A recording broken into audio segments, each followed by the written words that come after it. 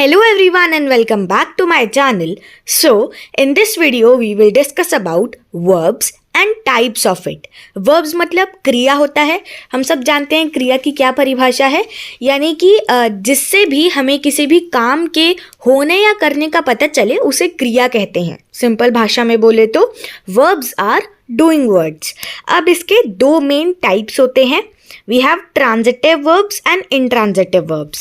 तो verbs can be of two types, transitive and intransitive. अब हम इन दोनों ही टर्म्स को धीरे धीरे करके समझेंगे और एग्जाम्पल्स के थ्रू भी अंडरस्टैंड करने की कोशिश करेंगे. सबसे पहले transitive verbs. So A transitive verb is the only one which takes the object. तो transitive verb में objects की बात की जाती है, यानी कि transitive verb में object होता है, intransitive में नहीं होता है. Example, they raised Pratap. Pratap यहाँ पर subject है क्योंकि प्रताप की बात की जा रही है. अब who and whom, who did they praise या फिर whom did they praise? So Pratap, यहाँ पे हमें आंसर मिल रहा है Pratap. The noun Pratap is the object of the verb praised. अब यहाँ पर जो वर्ब है प्रेज्ड, यानी कि ये एक डूइंग वर्ड है, ये क्रिया है, और यहाँ पे जो ऑब्जेक्ट है यानी ये जिस चीज़ को बता रहा है दैट इज प्रताप. तो यहाँ पे प्रताप ऑब्जेक्ट भी है और सब्जेक्ट भी है. हमने इसके लास्ट वीडियो में, the last video that I uploaded that was of pronouns, तो हमने प्रोनाउंस में भी पढ़ा था कि रिफ्लेक्सिव प्रोनाउन हम तब यूज़ करते हैं जब एक सेंटेंस में सब्जेक्ट और ऑब्जेक्ट सेम चीज़ हो. तो यहाँ पर प्रताप इज़ द ऑब्जेक्ट और रेज्ड यहाँ पर एक ट्रांजिटिव वर्ब है. Moving ahead, intransitive verbs. So an intransitive verb is the one which cannot take an object. तो आपको सिंपली ये याद रखना है कि ट्रांजिटिव वर्ब में ऑब्जेक्ट होता है, इंट्रांजिटिव में ऑब्जेक्ट नहीं होता है. एग्जाम्पल हो सकता है, लीला came to see me. Then the event happened at 6 o'clock. यहाँ पे दो एग्जाम्पल हमने दिए. अब जो यहाँ पर वर्ब्स हैं come and happened, ये दोनों क्रिया है, राइट. इनसे हमें एक वर्क या फिर एक काम के होने का पता चल रहा है. सो ये जो वर्ब्स हैं इनका कोई ऑब्जेक्ट नहीं है. Verbs like these are called intransitive verbs. Leela came to see me, Leela came to see me. अब यहाँ पर कोई भी ऑब्जेक्ट नहीं है. The event happened at 6 o'clock. Happened, यहाँ पे भी इस सेंटेंस में कोई भी ऑब्जेक्ट नहीं है, right. Moving ahead, auxiliaries. So auxiliaries are helping verbs used before other verbs to form tenses, passive voice, or to express meanings like possibilities, permission, etc. Auxiliaries क्या होते हैं? ये होते हैं हेल्पिंग वर्ब्स होते हैं, जो कि ये भी टाइप ऑफ वर्ब्स ही होते हैं. एंड जो मेन वर्ब होता है उसे हेल्प करते हैं, जो कि मेन वर्ब के पहले यूज़ किए जाते हैं, जिससे कि टेंस की फॉर्मेशन होती है, पैसिव वॉइस की फॉर्मेशन होती है, और मीनिंग्स जैसे कि पॉसिबिलिटीज़ और परमिशन एक्सप्रेस करने के लिए भी ऑक्सिलरीज का यूज़ किया जाता है. कुछ प्राइमरी ऑक्सिलरीज क्या होते हैं, जैसे कि बी, डू, हैव. अब they have various forms like is, am, are, and they can be used as both main verbs and helping verbs. तो basically primary auxiliaries हो सकते हैं do और have, और and other forms जैसे कि is, am, are, और ये यूज़ हो सकते हैं मेन वर्ब के फॉर्म में भी यूज़ किए जा सकते हैं और हेल्पिंग वर्ब के फॉर्म में भी इनका यूज़ कर सकते हैं. एग्जाम्पल की बात करें तो जैसे कि Mrs Grover is our teacher, she is teaching us grammar. तो यहाँ पर main verb Mrs Grover is our teacher, यहाँ पर मेन वर्ब जो है वो इज है, और इज एक हेल्पिंग वर्ब भी है, राइट। तो Mrs Grover is our teacher, तो यहाँ पे इज जो है हमारा हेल्पिंग वर्ब है। She is teaching us grammar. अब देखो फर्स्ट वाले सेंटेंस में ये हमारा मेन वर्ब था, क्योंकि यहाँ पर एक ऐसा कोई मेन वर्ब तो है नहीं जैसे कि टीचिंग या फिर डांसिंग, सिंगिंग, राइट। तो यहाँ पे इज हमारा मेन वर्ब हो जाएगा। She is teaching us grammar, अब टीचिंग तो एक वर्ब है ना, और उससे पहले इज लगा है तो वो एक हेल्पिंग वर्ब है। दोनों सेंटेंस में इज का यूज किया गया है। फर्स्ट वाले सेंटेंस में is a main verb and second वाले सेंटेंस में is a helping verb. So this is the main difference. Example, he has just come, और do they know Hindi? अब यहाँ पर भी हेल्पिंग वर्ब्स और मेन वर्ब है। Use to form a sentence, तो यहाँ पर ये हो जाएगा main verb. He has just come.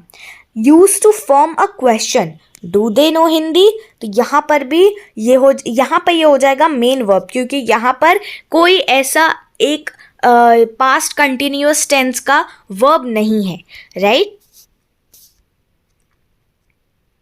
The auxiliary do is also used to strengthen or give extra force to another verb. Example, you do look tired. अब देखो do एक ऐसा वर्ड है जो कि एक किसी वर्ड को या फिर एक किसी सेंटेंस में थोड़ा सा फोर्स ऐड करता है एंड थोड़ा सा उसे स्ट्रेंथ देता है। अब अगर मैं यहाँ पे इस सेंटेंस से do हटा दूँ तो ये हो जाएगा you look tired, right. But अगर मैं यहाँ पे डू ऐड कर दूँ एंड देन आई से यू डू लुक टायर्ड, दोनों में अंतर क्या है? पहले वाले सेंटेंस में अगर मैं डू हटा दूँ तो हो जाएगा यू लुक टायर्ड, तुम थके हुए दिख रहे हो। अब अगर यहाँ पर डू आ जाएगा सो ये हो जाएगा हाँ तुम थके हुए दिख रहे हो। तो I am agreeing to something, मैं एग्री कर रही हूँ किसी एक टॉपिक पर, किसी एक किसी एक चीज़ पर मैं एग्री कर रही हूँ कि हाँ तुम थके हुए दिख रहे हो, यू डू लुक टायर्ड।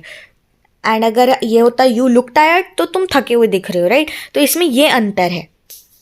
उसके बाद do is the main verb in the following sentences. I did all the sums yesterday.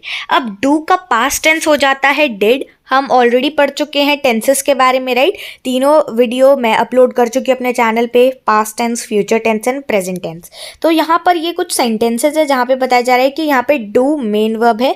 I did all the sums yesterday, did भी वही है बस डू का पास्ट फॉर्म है।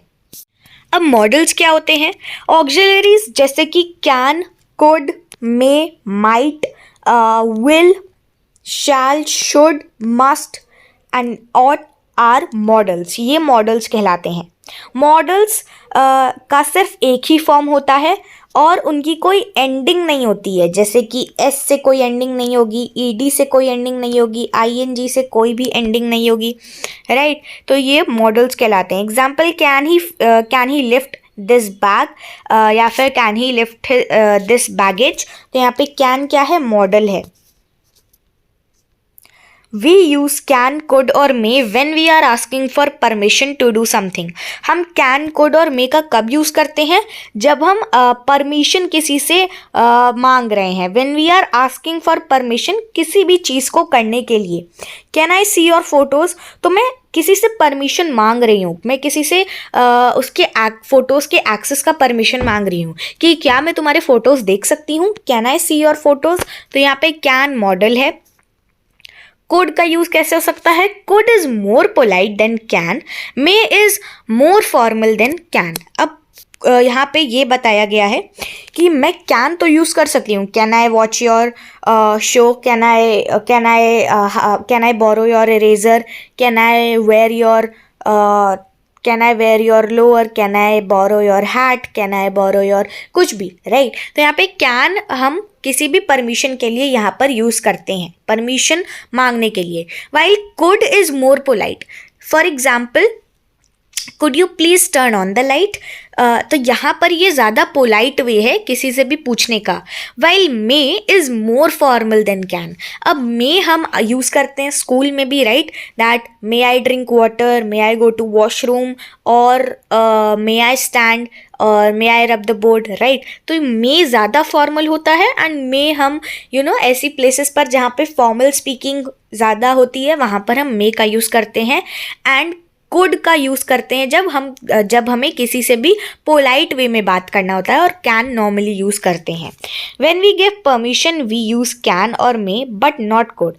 हम परमिशन लेने के लिए तो कुड, कैन और मे का यूज़ कर सकते हैं, बट परमिशन देने के लिए हम कुड का यूज़ नहीं कर सकते हैं।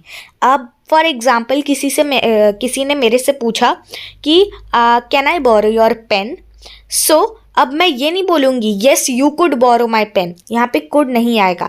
मैं बोल सकती हूँ yes you can borrow my pen और yes you may borrow your pen, sorry yes you may borrow my pen. तो यहाँ पे कैन और मे हम यूज़ करते हैं जब हमें परमिशन देनी होती है, when we have to give permission. Okay, moving ahead, we use could और was were allowed to for general permission in the past। अब past में बात हो रही है तो हम यूज़ करते हैं could, was, were allowed to। When action happened at the time in the past, we use was, were allowed to but not could।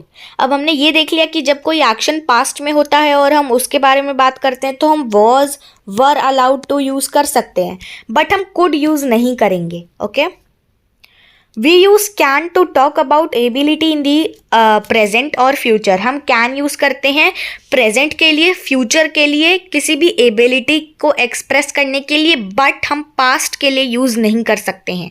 Can कभी भी पास्ट में नहीं यूज़ होता है। जैसे कि yesterday she asked me that can she use my camera and I allowed her to do that।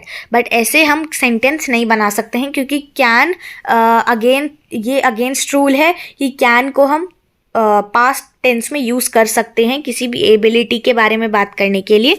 तो ये हमेशा फ्यूचर और प्रेजेंट में ही होता है। In the present be able to is more formal than can. तो प्रेजेंट में बात करें तो बी एबल टू ज़्यादा फॉर्मल है कैन से। For ability in the past we use could और वॉज, वर एबल टू। ये हम बहुत बार अभी तक हमने डिस्कस कर ही लिया। अब इन्फिनेटिव्स क्या होते हैं? The infinitives to infinitive is the base form of the verb. It is used with और विदाउट टू। जैसे कि Asma wants to become doctor. अब यहाँ पर टू आ जाता है तो ये एक इन्फिनेटिव है और ये बेस फॉर्म होता है किसी भी वर्ब का। ये या तो वर्ब के साथ यूज़ हो सकता है या फिर विदाउट टू, यानी कि ये जो वर्ड है टू के भी यूज़ हो सकता है। जैसे Esma wants to become doctor, तो यहाँ पर टू एक इन्फिनेटिव है। Then we can combine two sentences using two adjectives or adverbs. Example, Anil is very weak. He can't handle the weight. Anil is too weak to lift the weight. अब यहाँ पर दो sentences थे, Anil is very weak, he can't handle the weight, और हमने इसको एक sentence में बना दिया, यानी Anil is too weak to lift the weight, right? तो ऐसे भी हम चेंजेस कर सकते हैं जहाँ पर हम using two adjectives or adverbs. So yeah, with this we have reached to the end of the video. हमने इस वीडियो में काफ़ी कुछ डिस्कस किया verbs के बारे में। दो मेन टाइप्स होते हैं, transitive and transitive. I am repeating this so that you don't forget कि ट्रांजिटिव वर्ब में ऑब्जेक्ट होता है और इनट्रांजिटिव में नहीं होता है। ये मेन डिफरेंस है, आपको ये याद रखना है। And also if you have not watched my other videos related to English grammar, do check it out. I have made playlist also, उसमें सारे आपको topics अच्छे से sorted and arranged मिल जाएंगे, अच्छे से managed और अच्छे manner में मिल जाएंगे, आप वो देख सकते हो। So yeah, go through all the playlist। and also कि अगर आपको इंग्लिश में फ्लुएंट होना है तो आपको सारा जो बेसिक्स होते हैं ना, ये बेस होता है ग्रामर का। वर्ब्स, प्रोनाउंस, नाउन्स, सारे tenses, degrees of comparison, sentence, verb agreement, ये सब आपको पता होना चाहिए कि ऑक्सिलरीज क्या होती हैं, मॉडल्स क्या होते हैं, राइट? जितने भी टाइप के प्रोनाउंस हैं वो भी आपको पता होने चाहिए। तो ये बेस होता है जिससे फिर इंग्लिश में आप फ्लुएंट हो सकते हो धीरे धीरे प्रैक्टिस करके। So yeah this was it and we will meet again in the next video ऐसे ही इंटरेस्टिंग टॉपिक के साथ। Till then take care, bye bye and stay updated, and also thank you for watching.